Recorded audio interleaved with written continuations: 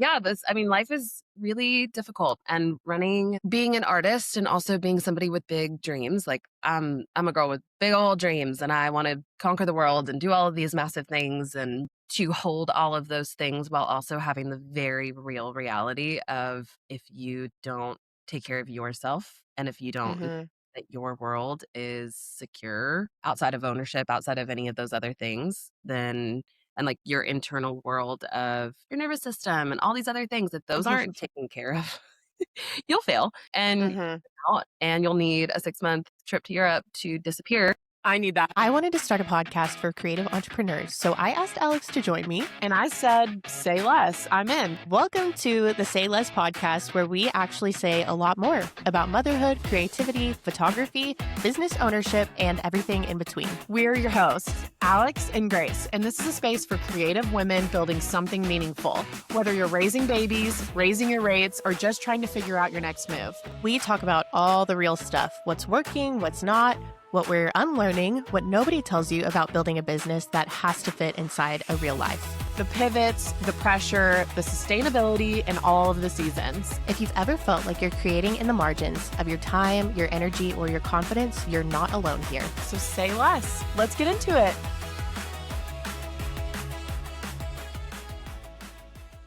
Welcome back to the Say Less podcast. Today, we're hanging out with the incredible Rachel Meagan. Rachel is a North Texas wedding photographer, storyteller, and lifelong entrepreneur. She spent more than a decade documenting love stories, photographing nearly 250 weddings, probably more than that, and building a business that's known just as much for the experience she creates as the beautiful images she delivers. If you've ever met Rachel or followed her work, you know she's all about serving people well. Today, we're talking all about entrepreneurship, building a business that lasts, what she's learned after more than a decade in the industry, and the mindset that's helped her throughout her story stay creative and keep showing up year after year. Rachel, we're so excited you're here. Welcome to the podcast. So I don't know why excited. I was like this. Yep. Okay, so I know we already did a small intro, but I have to share my background story with Rachel. And then, of course, we're going to hand this over to you. And we want you to totally take the reins. Of course, we have questions. We want to pick your brain. But I just wanted to tell a little backstory in this whole part of life, this phase of life, and this phase of the podcast has been crazy because the last episode we recorded with Caitlin James, who I learned a lot of education from, but I owe all of my hands-on learning to Rachel. So sweet. She trained me, and it was kind of like in the years before people were doing coaching and consultation and stuff like that. It was prior to that because I wanted to learn how to be a photographer.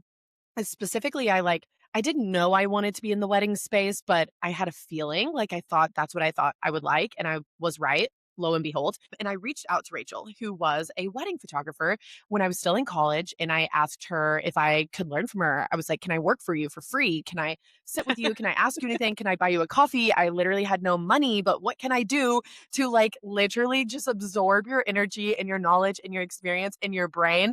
And Rachel was like, sure. And I was literally my gasted, and my flabbers were gasted. My flabbers were gasted. I was couldn't believe that you would agree to that. That's what I'm saying is people didn't do that for free anymore.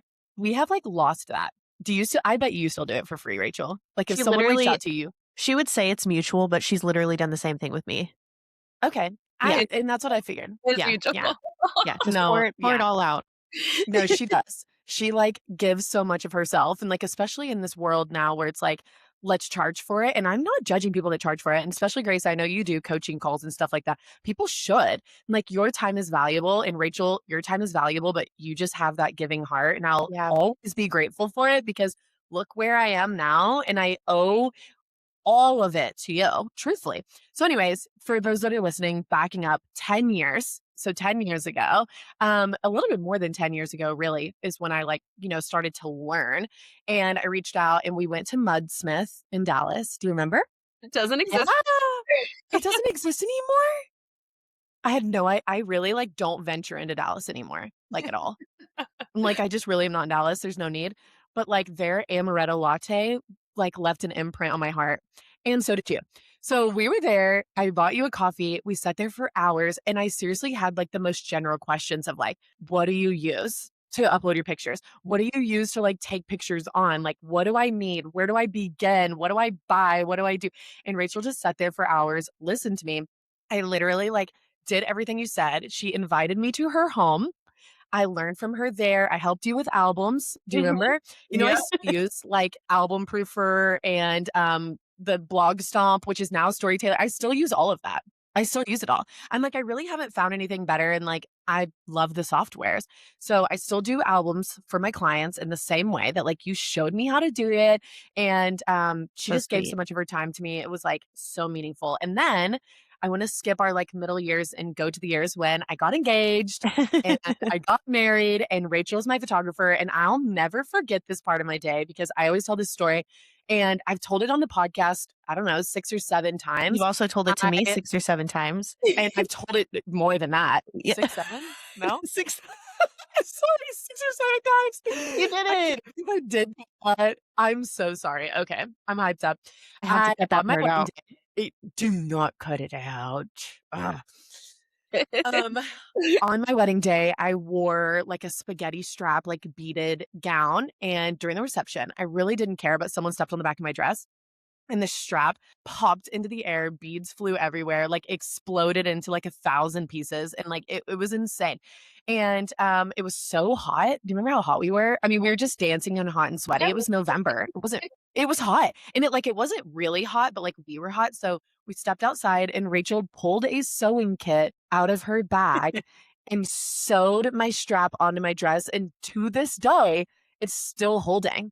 I have worn it again multiple times. I like did a styled shoot and wore it again. It's hanging in the closet in the bag and it is still holding. Like you literally fixed it forever. Apparently. You literally quit your job. You're a seamstress now. Quit and be a seamstress, literally. Could I use a sewing machine? No. Do I know how to use a No. thread? Yeah, I sure do. Yes. Yeah, you sure Yeah. do. So, anyways, I know we shared an intro and kind of like a little bit of background, really general. We want to dive in with Rachel, but I wanted to start by saying thank you for how meaningful you were to me in my beginning years. And on my wedding day, I hope that little tiny section, I think I've been talking for 5 minutes, so it's really not little and tiny, but I hope that little segment just really like demonstrates how special Rachel is and how her heart is so huge for the people that she's serving. That like really is the most meaningful thing. And episode over, because what's more important than that? I'm just kidding. I'm just kidding. That's my background with Rachel, and Grace, I'm handing it over to you to share yours. I mean, I don't even remember how we started talking, Rachel. I mean, in the DMs, I guess. I think it was literally just Teresa House. Yeah, but I think Alex shared the podcast with you where we mentioned your name 20 million Yes. times. And then I listened to the podcast in April, and it was a really like integral. I don't really like. I'm not a huge podcast listener, so when Alex was Yeah, like, it's fine. we talked to you like we talked about you like the whole podcast We did. on my drive home from Amarillo, and I'm listening to the podcast. I'm like, oh my god, Grace is so fun. Wait, this is amazing. I haven't heard Alex's voice like this in a really long time. So long. But it was so sweet. Both of you guys honored me so well, and I'm like crying on my drive home from Amarillo, and I'm like, why do they love me so much? I feel so like unworthy, and it was really special and really really sweet. But I think I reached out to you, Grace, because Just because. I think just because. And then you launched Teresa House, and I was like, oh my god, I'm doing basically the same thing, but not really, and kind of aligned. And here we Yeah, are. So. it's been really cool because we have, I feel like, different clientele, but we're building very similar things. And so it's been cool to have conversations with somebody who is, just doing I feel like we sent a million voice memos. Alex, all the 6-minute plus voice memos I send to you, I also send to Rachel, and she sends them right back. And so we need to just have a voice message group text. My I like listen to voice memos like podcasts, but it is funny. It's funny. And this is like a whole rabbit trail that I'm not going to go down, but it's Here we like, go. Go for it. You're going. People straight away from talking on the phone to start texting just for people to send voice memos via text, which I love because I've always been a phone call talker, but having 2 small children that just like squawk nonstop, I can't answer the phone because if I answer the phone, I'm like, hold on, hold on, hold on. And then they're screaming. It's a whole thing. And it's like voice memos are the future. Yeah. The future. I'm like, let me listen. Like we're on the phone. You feel like you're getting the like personal connection, but you can listen to it when you want. No, I'm obsessed with voice memos. I'm obsessed. So I'm like, I love that y'all are sending them and I feel left out. So loop me in. 'cause I wanna listen. Oh my gosh. Yeah, no, I feel like half of our voice memos are just like, I'm proud of you, like, and we're doing this thing and we're tired and but we're doing it. Just Mhm. like and just celebrating the wins and all of those things. And Alex, you have so many wins too. We really should just like keep our group chat alive and going because Why not? it's I love it. necessary. But it's just been really cool to like get to know Rachel in this season because of Alex. I mean, you were kind of I've only known Rachel because you talked about her Yeah. 5 gajillion times. And so you were already like in my brain on my radar. And so getting to know you has been really sweet in this season. And I'm gonna quit talking now because I want everybody else to know the beauty that is Rachel. Rachel. Agree. Yes. Agree. Okay, one thing, Rachel, that I think is, like, so unique about you is that you basically have never had a traditional job, like, ever. And so ever. I mean, like, never, like, filled out an application and had a job. I think I filled out one, maybe. How did it go? Didn't last long. I think I worked for a church for, like, a month, and Okay. it wasn't it at all. It wasn't right. It Anyways, wasn't the right fit. like, I doing?" I have so many people that I know really Um, well, and I don't know what this says about me, but I do have people that I'm very close to that I've, like, had for years of my life that are not meant for a traditional job, just aren't meant for it, mhm.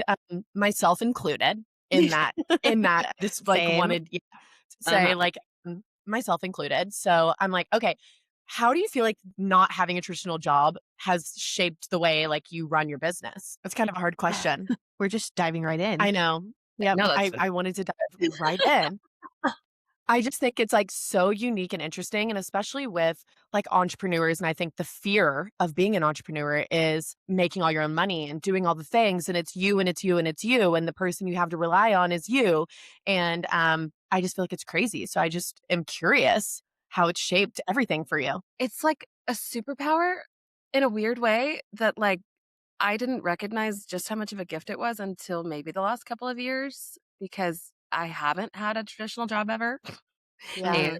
my I started working technically when I was 12. I had my little babysitting empire and I loved it. And I was mowing lawns with my brother and doing crazy things. And then I became a personal assistant at 14, which is crazy. Um, and I worked for a moving company, like crazy, like just like you said, never had a traditional job, but like a bit Mhm. of everything in my earlier years, which is crazy that I can say that before the age of like 16. Yeah, like, illegally is what you're saying. Literally. Yeah, it's like, don't tell the government, but here we are. I I'm like, "Government, if you're listening to this, delete." Yeah. No, it's fine.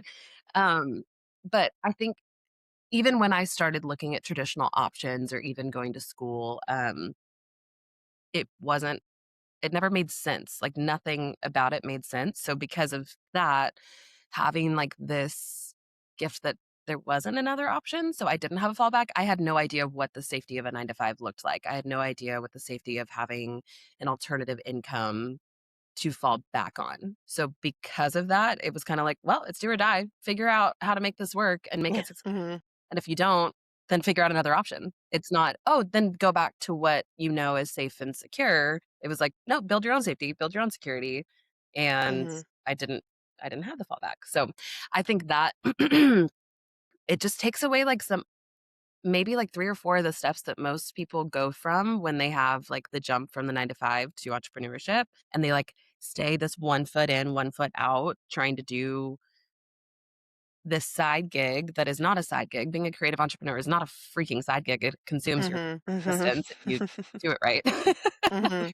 And so, I've had so many people over the years where they're like, I want to get into this, but I'm not going to fully commit because the safety blanket is still there. And I Yeah. never had the safety blanket. So I think that's what set me apart in a lot of ways of like, I didn't have a choice. So I just did it anyways. Yeah, you mentioned having your own like creating your own safety. So all the years that you've been an entrepreneur, what did you think that looked like versus what does safety look like now? If you have found it, are we See, feeling good about life? Well, Are we feeling safe and laughs out secure? loud. I think, Grace, you texted about this just a little bit and how I had a major back surgery in 2023 that really like rocked my entire world. So 15 years of being my own business owner, like legally, LOL. Um, There's always that level of there's no again, like we just said, there's no fallback. And creating, like, the actual boundaries that come from a 9 to 5, like, "Hey, if you get sick, something is there to protect you. Hey, if even if you die or, like, you need to retire later on, like, you have to" all of those things are already set up for you in the traditional working system. Um, and that is what scares a lot of people. It's like, well, what about insurance? What about this? What about that? And there is a gift to being a creative entrepreneur with a spouse that has the safety net of all of those things so that you can go and do that. But I Mhm. never had that. And I've never been able to lean on someone in that way or lean on a traditional system for those things. And so when all my health issues like really came to a head within like 2021 to 2024, and that was like the peak of it all. And it's like, well, the buck stops with you. You really don't have another option. You don't have anyone to lean on. The money's stopping because you're stopping because you have to stop. There's no other like alternative here. And so when the surgery happened, I had to take almost 6 months off, and I couldn't take on weddings. I couldn't decide whether or not I wanted to keep working because there was legitimately no choice in that situation. Mhm. So I think the safety is coming now, but if I could go back and maybe preemptively look at everything, but there's no preemptively. I Yeah. think I Yeah. have a lot of advice for people in setting themselves up to not like completely fail in those types of situations because you never know when life is gonna Yeah. come at you sideways. And again, just being an entrepreneur, you just don't know if you're not, putting things away and, running your business with a future mindset, not just well, I'm making money for this season and then it goes away because I have to then spend the next 4 months doing all the back end work that I didn't do because I didn't have systems and operations in that whole time leading up to it. Um, Mhm. so the most practical answer to that is systems and operations have completely changed my safety net. So it's like I know that even if I don't have full capacity to give as a human, my systems will run for me and make sure that I don't drop the balls that I could be dropping because of my humanity, if that makes any sense at all. It made sense. It made sense. That was a very practical answer. Now I want your, like, emotional answer. Being a Not business the owner is freaking answer. hard.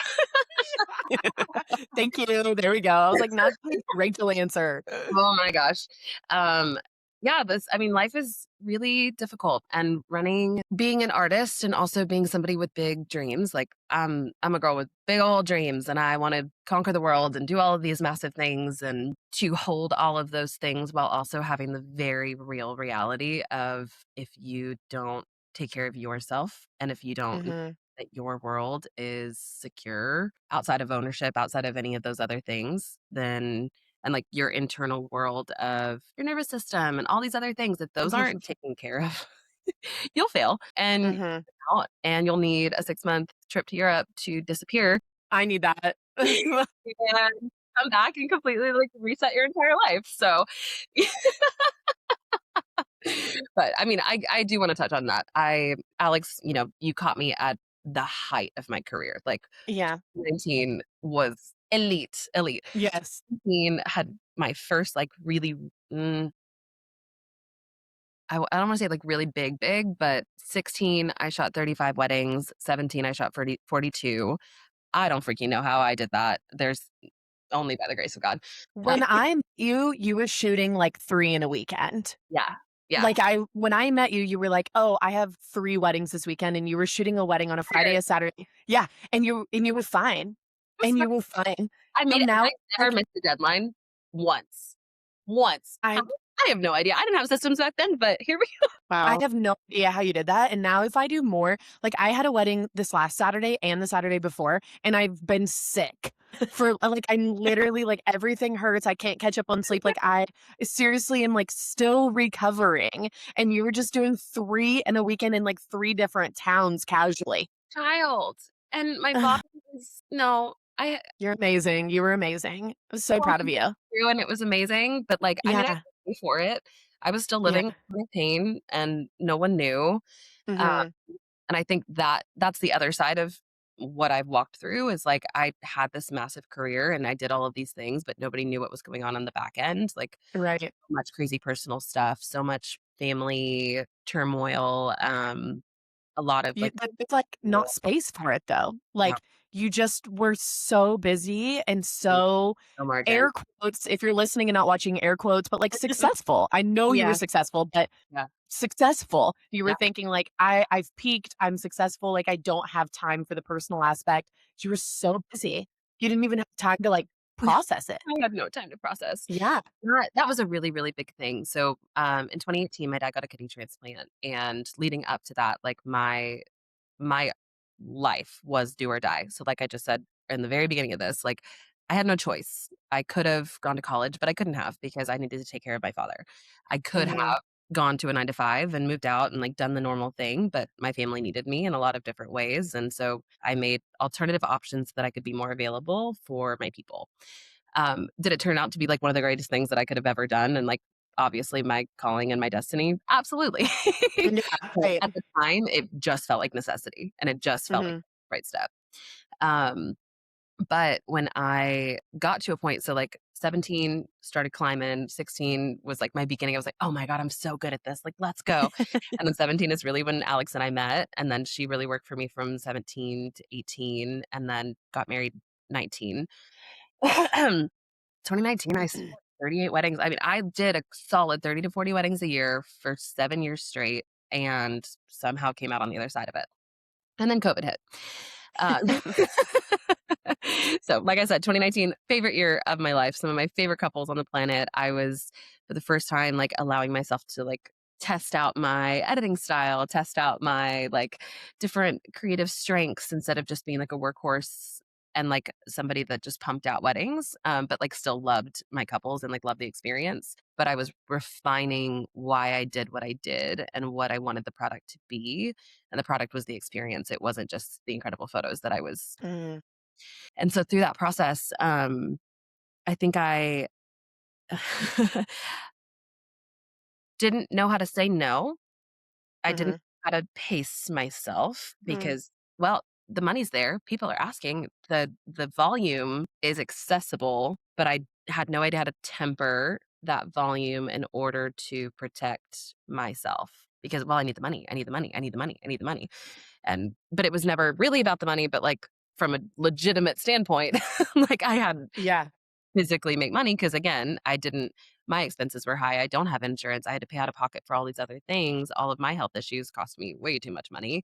And I'm like, I'm making good money. Where does it go? I don't understand. And business expenses are so expensive. And I still feel that way. I feel that way now. I'm like, "Where is it going? Am yeah, I making anything? and Hello?" 2020 is when really like tech started changing. Our gear started getting more Mm. expensive. Oh my god. Yeah. I mean, I to really go back and look at that, I mean, that's when all the subscriptions started existing, and I'm like, Mhm. "Oh my gosh, I used to own all of these things, and now I don't anymore. I would pay a one-time fee, and this would be my product, and that's not even how that is anymore." And then, just getting legal with all of the things, having all of your ducks in a row, and making sure that you're actually, like, running your business up to a par that, like, most businesses are run. LOL. But we don't know about it because 'cause we're learning as we go, and Yeah. that's just, Google University and just trying to figure it out as we go. But, I let myself get to a point where I was working my 80 to 100-hour work weeks, and I didn't ever stop. And again, like you said, Alex, I didn't have a time margin built into my schedule at all to process my life, process the things that Right. were on. And I was still an incredibly social human who loved my people, and I Yeah. loved the fact that, like, 90% of my couples I retained as friends throughout my entire career. And so I would make time to be their friend. I would make time to go be Hixie to their children and, like, go and like love on the people that I have pulled into my orbit, but then there was no space left for me. Uh, Mhm. and like I had no time to date. I had no time to like invest Yeah. into my life outside of like what do I want to do on the other side of this? And is it even possible to get there? And I Mhm. had a minute to think about that. I was just like, I'm gonna be a destination wedding photographer and I'm gonna become an educator and I'm gonna do all these things. Like I've watched all these other people do it, but I've never had the time or space to do it. But like what is on the other side? No, I think that's like really exactly what you said is really interesting because a lot of our listeners to the podcast are creative entrepreneurs, kind of like the beginning of their space. And this is like a common struggle. I did see like a funny thing on Instagram Reels that's like, wouldn't it be so much fun to leave your 40-hour work week job to work for yourself and now just be working 24/7? It's like let's have full creative freedom and stop working 40 hours. 40 hours, you're chained. You're chained to the man, and then you work for yourself 24/7. But it's like there's no time for yourself because you're like, I can't take this time because I could be doing something else. And I know a lot Yeah. of our listeners are moms as well, right? So it's like when I'm not working, I'm giving that time to my children, I'm giving it to my husband. And then I'm like, when's the time for me? Like, I Mhm. haven't had a shower in 4 days. Not right now, but I'm like, in general, I'm like, no, I have clean hair Can't today. smell you anyways. Exactly. Not On the judging. record for clean hair today. But I'm like, you lack the time for yourself because you're thinking, I have to be working. And something that I've seen on social media too, and we've heard like through the podcast Instagram, is like people worried about posting their real life, I know. knowing It's that gonna they be need so to hot. work. God Yes, forbid because they don't yes, my gallery, it needs to be delivered. why is she not sitting at her desk working? Why is she at the pool with her kids? I always think this. I'm like, I can't post this because I don't want people to think that I'm not working Yeah. because you can't have an outside life. And like that, Oof. that's a real thing. It's a real That's a thing. real thing. There's no time for you. 1000% say that that is the largest struggle that everyone has always come to me with, and what I know that I've, like that's what caused my upheaval of my life, which is crazy to say, but it's real. I'm like, I did that for so long, and then the thought and y'all are gonna this specifically, I'm like, the thought of not having my life booked out 2 years in advance, Yeah. Wow. not have a contract in place for 2 years from now that I am locked in doing this thing that I cannot schedule, like, there's no room for margin for me to do anything else, Yeah. which was actually insane. But you don't think about it. Like, I mean, y'all have children, and I, like, didn't do that in my early 20s. I'm not married, I don't have kids. It's something that I want, but it's not been in the cards for me up until this point. Yeah. But I still neglected myself. I might have built an empire, but I was not eating properly. I mean, I wasn't eating. And then my body went Yeah. full-fledged starvation mode and then started hoarding all this body fat that never should have existed. But I'm like, it's like, "Hey, when am I gonna get to eat?" And I'm like, "I don't know. Maybe in like 2 days." I don't know. I'm like, "This is dangerous." But like the life of entrepreneurship made me do that? No. Oh my gosh. Every time I was over at your house, you would be having crackers with cheese, and you introduced me to Havarti with dill, and I just want you to know the impact that that flavor of cheese. With Like, almond nut thins. I'm like, with almond muffins. Okay, thank you for everything you've taught me, but thank you the most for So welcome. introducing me I to literally cheese. still eat it to this day. So do Like, I. I'm not kidding you. never yeah. I still do as well. Feeling a I little still left do as out. well. Oh my god, Need to the go best get one is some. still from Central Market. Like, Oh there's my gosh. No, nothing I'm hooked on Trader Joe's, Havarti with dill, but also they have like a cheddar. I can't remember what it's unexpected unexpected cheddar. cheddar. Mm, Unexpected with a rich cracker and cheddar. a little bit of jam. Doesn't get much better. Mm. So thank you for the impact that you've left on my life and all the important business knowledge, but thank you for your cheese knowledge. And I'm sorry about what you're talking about, but I'm like, We love you. you were like, didn't eat. And it's like, every time I was there, I'd be like, it's lunchtime. And you'd be like, I'll have one cracker with a slice of cheese. And I was like, we need a meal. Rachel, it's lunch. We're hungry. Here's a snack. We need to Merry eat. Christmas. Yeah. And you were like, I have cheese and crackers. Okay. You were an all mom before it was cool. I It's know. like, that's was my mom. She's like, let me just eat one like little block of cheese. I Gotta gotta eat it. I'm full. Okay, sorry. I gotta get things done. We gotta do the things. But like, Yeah. I mean, genuinely, I neglected myself so hard, but I was saying because I was doing all of these incredible things and working, then like that had to take precedence. And I wish Mhm. go back and be like, "Hey, Rach, you can have some balance. Like you can, Mm. and in my head, since I was so good at spending time with other humans, that was filling my cup. That was Mhm. um my alternative because I had the freedom of a schedule that I could work around other people's 9 to 5s, other people's children's schedules and all those other things, but at the detriment still to myself. Like it still wasn't choosing me because I was still giving out. Yeah. And Yeah. so I did hit this point, and like the same thing that I did with my family, they'd be like, "Well, we need you, Rach." So I would just drop everything. And I'm like, "But what about when Rachel needs Rachel? Yeah. Mhm. Okay, cool. And I think that, so like, just to give more backstory for people that don't know my story, Yeah. when 2022, well, so I had my back injury in 2021. So I literally lived from 2021 to 2024 in excruciating pain.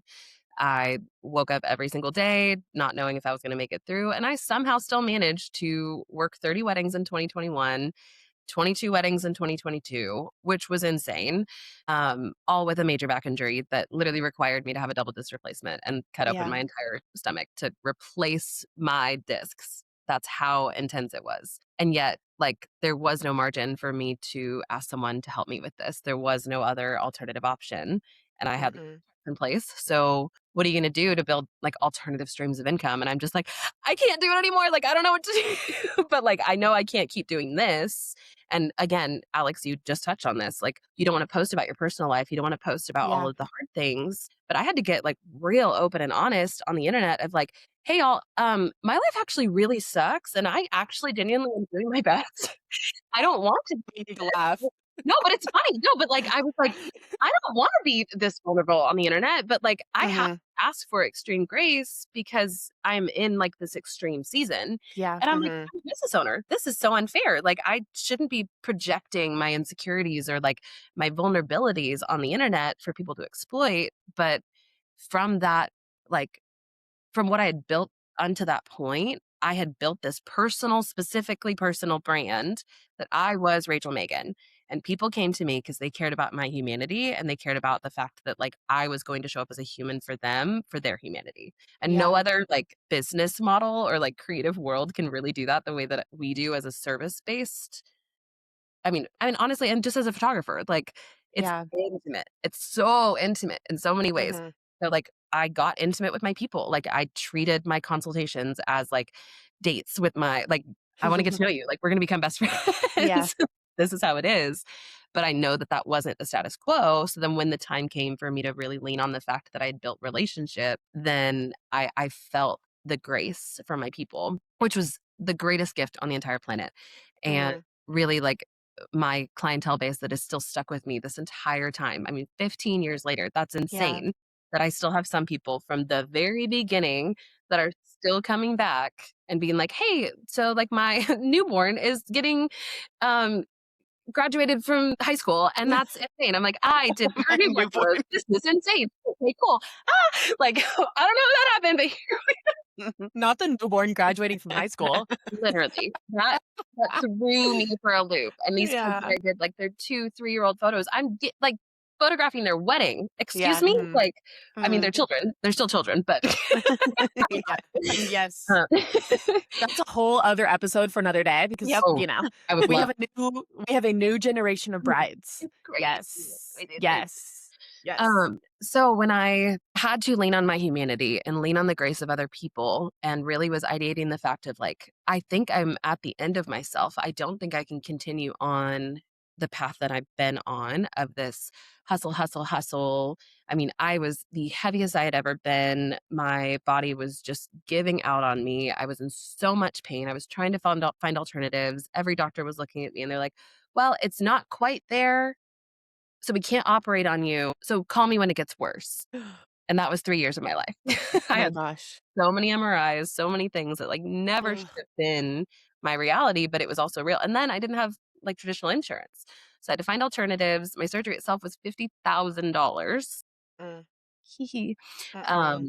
So I'm happy to give little resources for entrepreneurs of like alternative options outside of like traditional medical ways because there's a lot of options that I found, which is nice. So I got 90% of that check or like that bill covered based on the insurance that I had or like insurance. It's like a health share. Um, but I was like hunting and searching and doing PT and doing all these other things. And I just reached the end of myself. And I was like, I took inventory and basically in 2022, I had a good friend at the time. She was like, "Hey, I'm planning this trip. Let's go to Europe for a month." I was like, "Let's go. Why not? Okay, cool." And it just happened to work out in a very like interesting season. It was August, so I was like, "I have nothing booked in August. Like, fine, let's go." And I remember being in Milos, Greece, on a boat, on a freaking sailboat basking in the Mediterranean sun. And I looked around and like everything had really blown up in my personal and like family life that summer, which and like honestly, like leading up to the day that I got on the airplane. Um, and this was like a week and a half into this trip, and I'm sitting on this boat and I'm just looking around, and for the first time probably ever in my like adult life, I looked and I took inventory and I'm like, none of my problems are here. All of them are still at home. None of them followed me. I have to do something about this. Like this, Mhm. the peace that I felt, the emotional, mental, physical freedom of just realizing I'm like, I am at peace. My soul can rest. Like I finally have like margin in my brain to not be thinking about everyone else and their needs, their wants, their, my contracts, the other like responsibilities of it all. And like I obviously like cleaned up house before I left. And then I knew I was coming right back into, I mean, I had 4 weddings in September as soon as I got home because why not? Um, but I gave myself that space, and I just remember being on that boat, and I'm like, "I think I wanna give this version of me space to exist." Like, I feel like she's been clawing at this, like, barrier and has never been able to be seen, and, like, I'm like, "I don't even know who she is." Like, I wanna give her a chance to, like, Mhm. exist. I have no idea how I'm going to do that, but I know like, I knew in that moment, I was like, "There's no other option now." Like, I have to give her space. Um so I did that trip. It wound up being incredible. Obviously, I saw all these incredible places. I got to go to Greece, Italy, and Turkey, and it was insane. Like best trip of my entire life until obviously the rest of my trip. I came home and I started looking at my life, and I was like, all right, so I have 6 weddings to finish up the rest of the year. Am I was at that point was getting to a point where I was firing my assistant that had worked for me for 9 years up until that point, and that was a really, really hard transition, Yeah. really emotional, lots of things to that, and, like, parts of my story that I know I'll share later, but I'm waiting for the bow a little bit more. Ha. Yeah. That'll be part 2. Part two. Yep. Yeah. The things I've learned, but not doing things out of a place of, like, extreme self-abandonment anymore, and, like, for the first time ever, and just like you said, I was choosing me, and I made a ruckus with that, like, to choose me, everyone in my world was like, "This is new, I don't like this. Where's that Yeah. version of you that has existed before that, like, always dropped everything? You're telling me no? You're not available?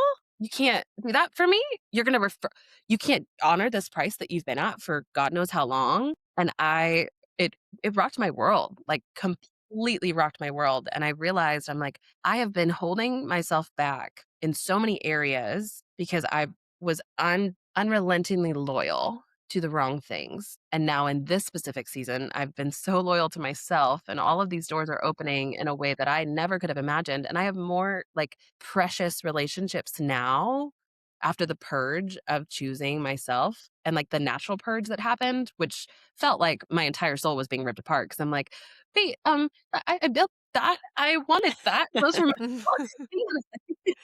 And they were going, "Bam, bam, out of here, bam." You're Right, going, "Ah!" I was like, "I didn't choose that, that wasn't, and they're like, "Yeah, you chose yourself, so you did choose it, but it needed Mhm. to happen, it was so necessary for this level up." But I wasn't prepared for it, I had no idea. There was no margin, no template, I had no idea. Uh, so, basically, to finish out the story, I came home and I started looking at my life, and I realized I had no weddings on the books after May of 2023, and I was like, "Hmm, Hmm. should I move to Europe?" No, literally. Hmm. And I started doing the math, and I started seeing, like, if it was possible to sublet my lease and pause all of my subscriptions and pause my life and figure out if it was, like, genuinely an option for me to leave for 6 months and just give that version of me a chance to exist, and I freaked everyone out in my life. Like, they were like, "What are you're Sure. never gonna come home?" I'm home, by the way. Yeah. You're like, You never came back. spoiler alert. Yeah, spoiler alert, I came back. As much as I'd love to be living in a villa in Italy right now, it's not my reality, so we'll see, maybe later. Um, but, You're gonna, like, fall in love with, like, a European man and move back. Yes. did I fall in love with a few? Maybe, but Maybe. And I'm like, and maybe you already did, but I mean long Sure. Who knows? Who knows? Gotta make the American money before I go back over there. Sure, sure. Uh, anyways, so through that process, I left. I shut off everything. I technically did work a wedding while I was overseas, but I didn't pick up a camera for business or work for 3 months, and that was the longest I had not picked up a camera in my entire career up until that point, which was 13 years.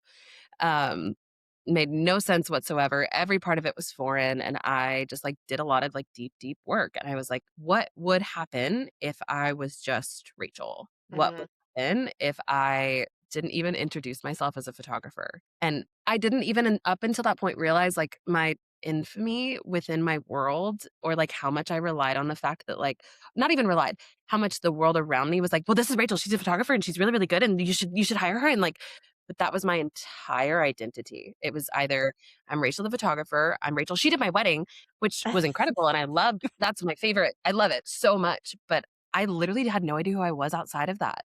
And that was crazy. Like so many other people, they were like, I got married, I'm a wife, I got married and had children, I'm a mom. That none of that was a part of my reality in any shape or form. mhm. Who is Rachel outside of all of this? I love that I have a camera in my hand. I am so good at what I do, but am I good enough as just Rachel also? And I really had to grapple with that question in every way. And, did a lot of deep work with the Lord, all of these different things of just like testing even my like social anxiety when it came to operating without a camera in my hand. I'm like, y'all, I had to go up to strangers and talk to them without a camera in my hand. Do you know how confident I am with a camera in my hand? And like walking up to Just strangers, taking pictures. yeah, Yep. let me take your Yeah. picture. Yeah. And I didn't realize how much of a crutch it became because I'm an incredible photographer. Okay, but are you like who are you outside of all of that? And what does Rachel bring to the table? And are you willing to give that version of you space to exist? So, anyways, did all of that, came home and basically was living on lots of drugs and I had multiple steroid epidural injections before I left. Mhm. Um Ugh. it didn't work. They all started wearing off. I injured it more while I was overseas. And, as much as people look at that like 6 months of my life and they're like, oh my God, it was so magical and amazing. I was like, I was living in excruciating pain, but no one would ever know. And that's okay. Yeah. I came home and I was like, I I think I'm broken. Like I don't know what to do. And I had all these plans to come home and just like restart. I was like, I'm just gonna go full fledged. I'm gonna become a destination wedding photographer. Like I want to travel all over. Like I literally just shot a wedding in Scotland, a wedding in Mexico, a wedding in Aruba. Like it was insane. Like it was back to back to back that I was doing these incredible things. But my body was like, you're done. Yeah. Like do this anymore. Um, so I straight up went through that whole process and I came home. Well, my last week I was in Germany and I could barely leave my bed. I could barely pick up my backpack. Like I was but I was alone. So what are you gonna do? You're gonna figure it out. You're gonna get your ass on the airplane Yeah. and make your way home. Mhm. And I just remember I came home and I was like, something is really, really wrong. Like I have to figure out what's going on. And so I like scheduled an emergency MRI and they were like, nope, you're at 11 centimeters or 11 millimeters. Like, you got to go. Like, we're going to get you on the table Wow. immediately. Like, let's get you to see a doctor. And went to go see the doctor and he's like, lose 27 pounds before January. This is October. And then I'll op. Mm. Because I was like, I have to get my surgery done in January because I have a wedding in April. So if Yeah. I don't finish this, then I'm not going to be able to fulfill a contract. Like, Yeah. And again, the contract came first in my life, and I was working so hard to work on that contract that I was bound to, that I wanted to obviously fulfill. Mhm. But again, I was put in this position where I'm like, do I choose me or do I Yeah. choose security? But I didn't have an option because now I'm going to be out and down for the count, and I don't have access to disability insurance. I don't have access to short term anything because this world that we live in as an entrepreneur is complicated. And if you're not putting in, I've been through the ringer with Social Security and all this other stuff. I got declined 4 times. Oof. I was like, that's my safety net. No, no. Okay. All right. Make it happen, Rachel. Like, Yeah.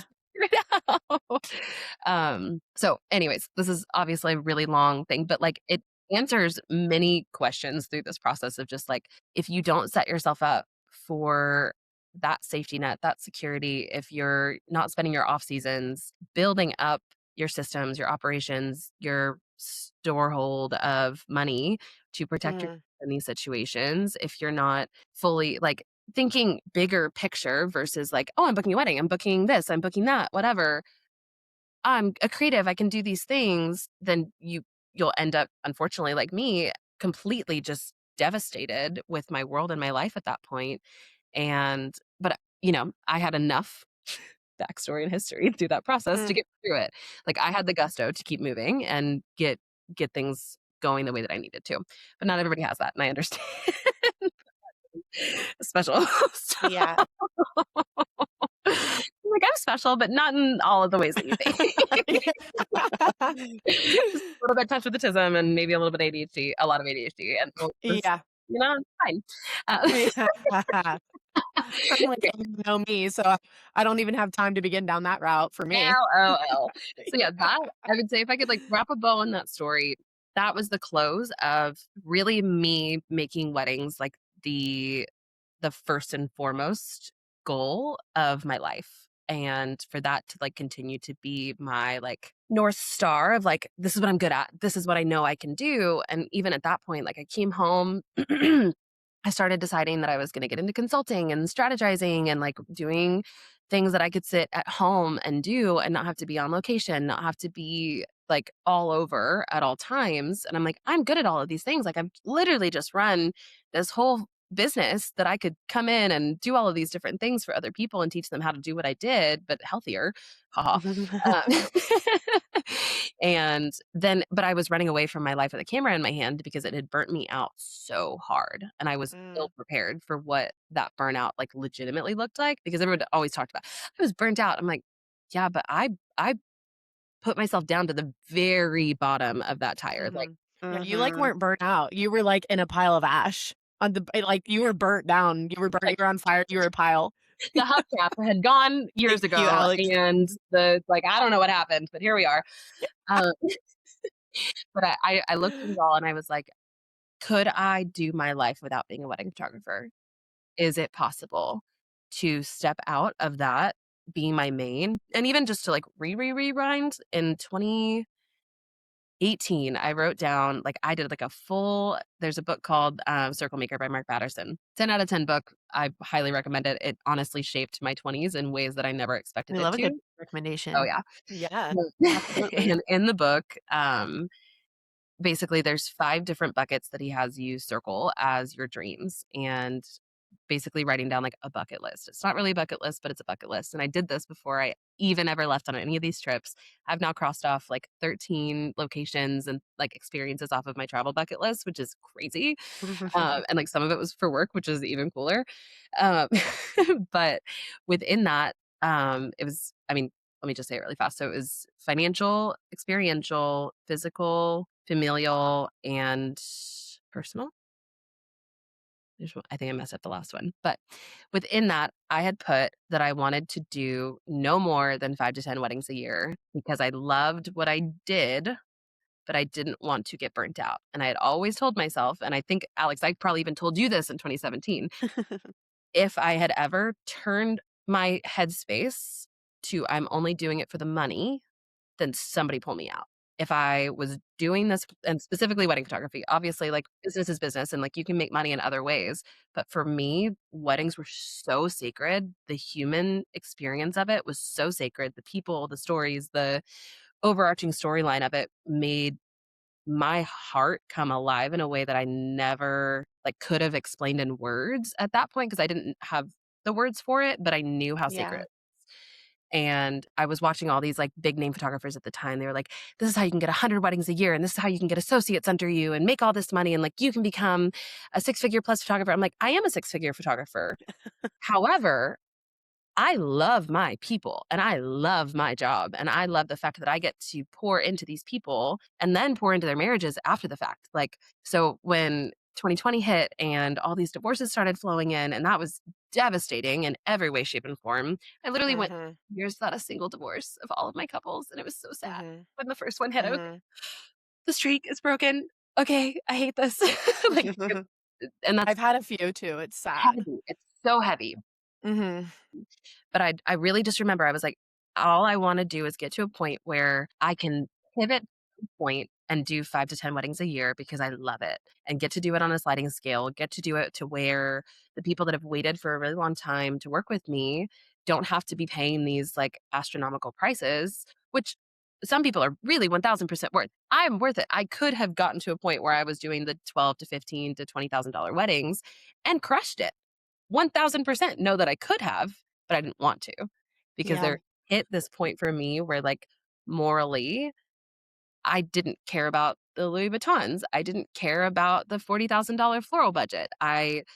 When I approached weddings in the very beginning, it was always about the people. It was never about the things, the overflow, and, like, so much of the industry has changed over the course of Mhm. the past 5 to 6 years since COVID. Mhm. Like, 2019 was so special. It like, the year you got married, Alex, Yeah. was so special It and so so was. She Yes. said, COVID hit, "Because and of me, I I had was never the special." well, I had It's never hard we didn't even know, like, we didn't know that we were, like, living, yeah, and we're so grateful that, we got married November 2019, so it was, like, right before was everything, and we just had no idea how everything was gonna change in every way after that. I know, So we talk about that all the time, we're so grateful. literally. I have a Yeah, question. hit me. Um, like kind of question slash statement. I've noticed even just in the short time of knowing you, how people oriented you are and how like deeply you love your people. Mhm. And you like you're talking about doing weddings and I never saw you in wedding action. So that's my loss. But I'm knowing you as a business owner and kind of like as we land the plane a little, I would love to know how that has kind of carried over. I want you to talk about what you're doing now and like Okay. kind of what you've launched and are launching and kind of goals with that. But like Mhm. it's like not anti what we're talking about, what you have done for years and years and years, but at the heart of it, it's the same. So I would love to know kind of how that people loving and taking care of people kind of translates into what Mm, you're doing now as you kind of talk about what you're doing now. I'm like, share with the mhm. people because they deserve to know. They deserve to know, and it's been kind of hush-hush-ish while I've been building it. Yeah. Like, people It's have beautiful really though. So I'm like, it is. And there's it's crazy because I sit here and I'm like, I could give you so much backstory and do all these things, but, like, the beauty of what is to come for me is I don't have to move forward with explaining myself anymore. I don't have to give all of this backstory for someone to understand my heart and, like, to experience my heart up front, and that, I think, has been really, really cool because 'cause I'm not coming from a place of, like, "I've been a photographer for 15 years, and you guys should Mhm. hire me because of this," and, like Yeah. but, like, I've built a repertoire after a decade and a half Yeah. of, nope, she cares about people. She cares about the experience. She also is a full-fledged artist and loves what she does and is really good at what she does. And so for me to even, like, look at all of that and get to this point within business has been really cool because 'cause I'm not building out of a place of wanting to prove myself to anyone anymore, and God, it's such a gift. Like, people go their entire life just proving, proving, proving, and now I'm like, "No, take it or leave it. If you don't like it, that's okay, but, like, yeah, this is where I'm at."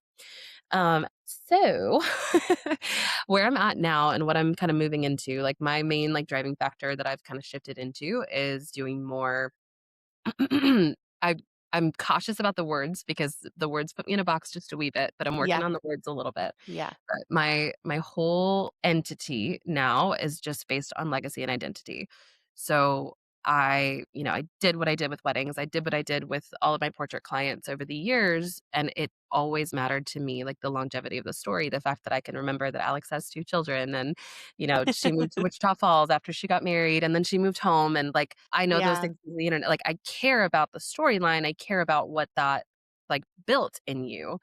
And then for me to transition out of, like, normal everyday people hiring me as their photographer into business owners now hiring me for their brand work, for their visual presence on the internet, which is insane how much the internet has changed all of that. But I'm like, again, I know what it's like to build a personal brand. I know what it's like to be vulnerable and honest on the internet and show people the good, bad, the ugly, because that's how it works if you really want to build something that is long Mhm. lasting and meaningful.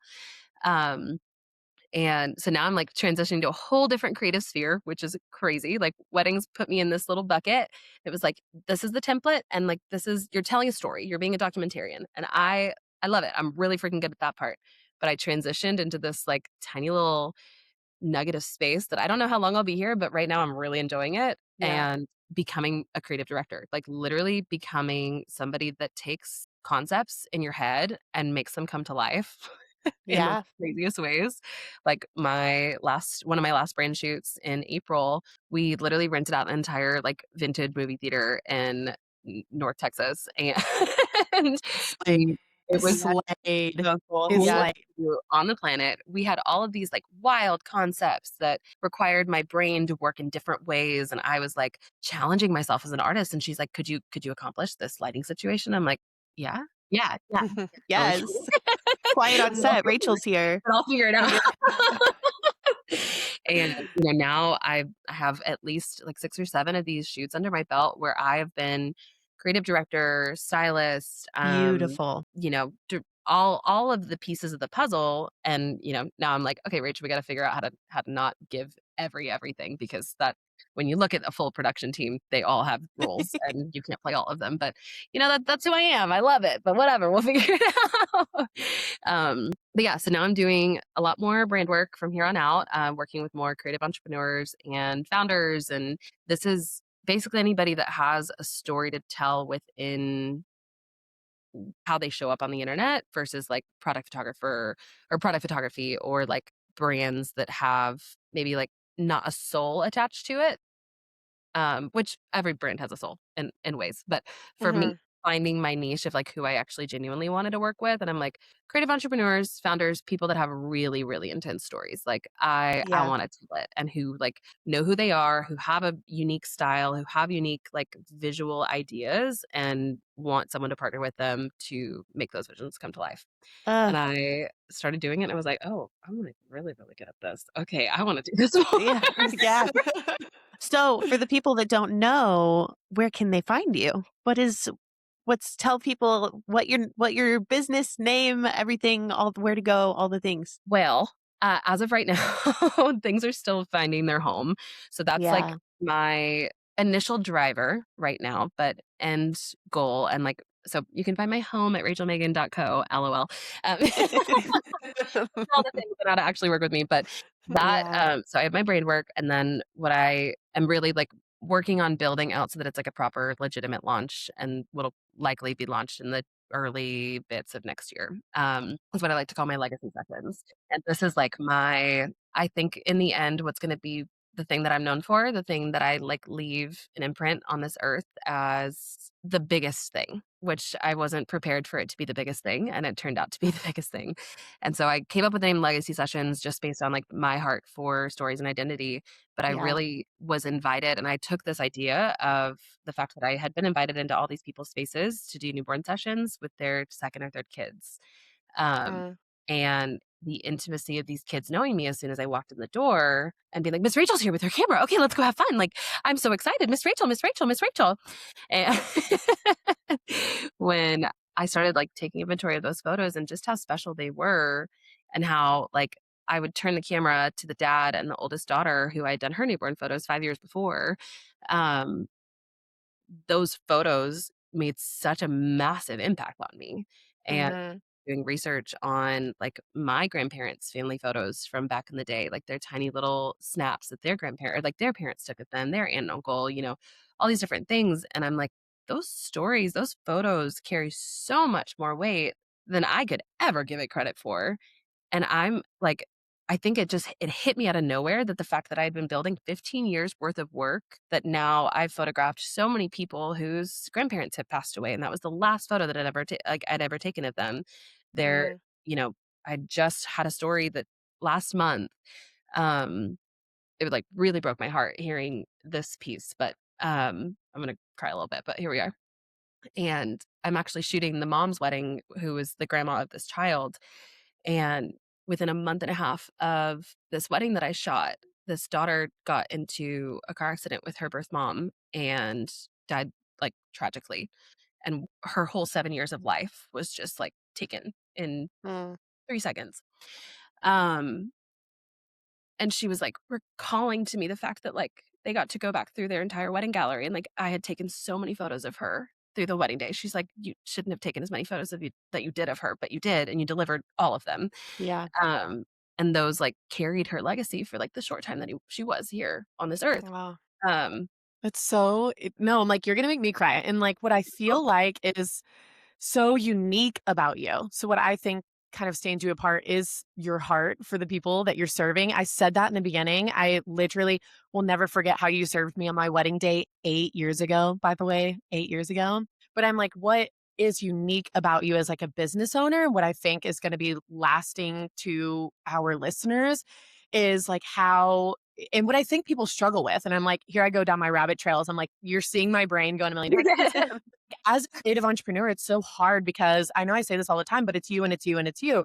And it's like Mhm. you're in this phase of burnout. Like, how easy would it have been for you, Rachel, like years ago into everything that you were going through personally? But aside from that, in your business, thinking this like isn't serving me anymore. This isn't like where I want to be anymore. Yeah. Let me go find a different job. Let me go like, oh, I'm kind of interested in this. Like, let me go apply and work there. And instead of taking that burnout, you use it as like a pivot into something different. And I think that's where creative entrepreneurs can get lost yeah. and why I think your story is so interesting. For a million reasons, it's interesting because I love you and for personal reasons. But like as someone that doesn't know you, what can be so interesting is how you took that and like propelled yourself into the next space. And I have to cut us off because I'm like, we're gonna carry this on. And I'm like, let's just stay on and continue. And if you want to reach out, if you're listening and you want to meet Rachel, I promise you it's worth it. Her story is, as I know you've been We'll do listening it. for the We'll set up last a meet and hour. greet. I I know. mean, literally, We'll I'm sign like, sit, autographs. no, like, no, we need like a book reading where like Rachel sits around because I'm like, I could listen to Yes. you all day, but I'm like, don't read a book, just like tell your story. It's like you just have left such a lasting impression on everyone that you know, which is why you've retained so many clients. And that's like what's so amazing about you as a person and then as a business owner, just how you're able to pivot into the next space. Yeah. Seriously, and like just to the next thing. So I love the legacy that you're talking about. I love all the stuff that you're working on. You have the creative eye and it's amazing. Of course it's amazing, but everything that comes with you as a person is like what's the best part of it all. Yeah, So, okay, for I'm sure. landing the plane. I'm Land it. landing it. Gotta land Okay, it. we have to. I'm like it's coming to the terminal. Thank you guys so much for listening. I'm like we need a part 2 because No, Rachel's just genuinely. overflowing I with know. beauty. Problems. Literally. Thank y'all for listening so much. Seriously. I'm like, we're gonna check in with you next time, and you're like, everything's changed. Part 2 is gonna be completely different. Make it smaller and should not. No, don't make it smaller. Don't ever make it smaller. Literally. Thank y'all so much, and thank you, Rachel, for Thank being on you our so episode. much. We're gonna have you back again because we gotta do this again. We are. Thank you for having me. All Yeah. right. Bye, everyone.